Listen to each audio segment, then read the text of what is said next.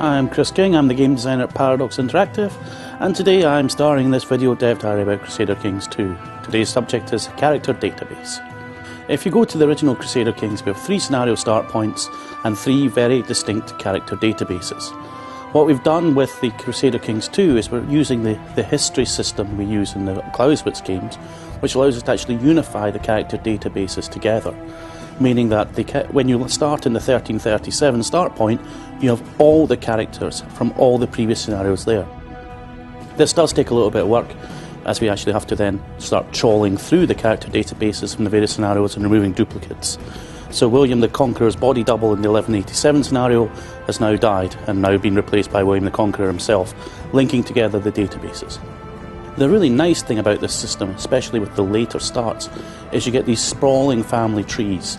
If you start as a von Habsburg in 1337, you can start clicking back through your ancestors and find Rudolf the Emperor, and go all the way back to Radbot, the first von Habsburg, living in his little castle in Switzerland. This creates this enormous immersion factor in the game. The other thing that CK2 has that CK did not have is regnal numbers for each monarch, but also puts a bit of a burden on the character database, because we need to know exactly how many people who held that title had that name. So we actually, for example, have kings of France going from all the way back from Charlemagne to make sure that your Louis, Charles or Philippe in your current year has the proper number that you would have historically. This also makes it quite cool when you play the game. The other thing about the unified character database, it allows us to start incrementing through the database, meaning we can then set up the start any date system that we have in, for example, Europa Universalis 3.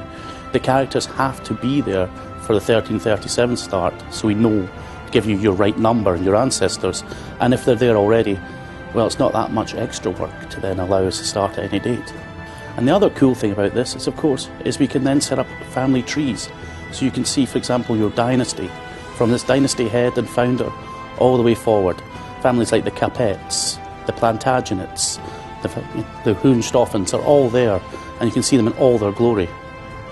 And you can also look back and just see your own personal family tree, not just who your father's ancestors were, but also your mother's, to see just who you descend from. The other really nice thing about this database is it's probably our hugest character database to date. And it's already far larger than CK's character database just by having to insert in the characters to bridge together the families from the various start points and give the proper previous holders of titles for the regnal numbers. This huge scope makes it probably the biggest character database of any game, any strategy game out there, giving CK2 a very unique experience.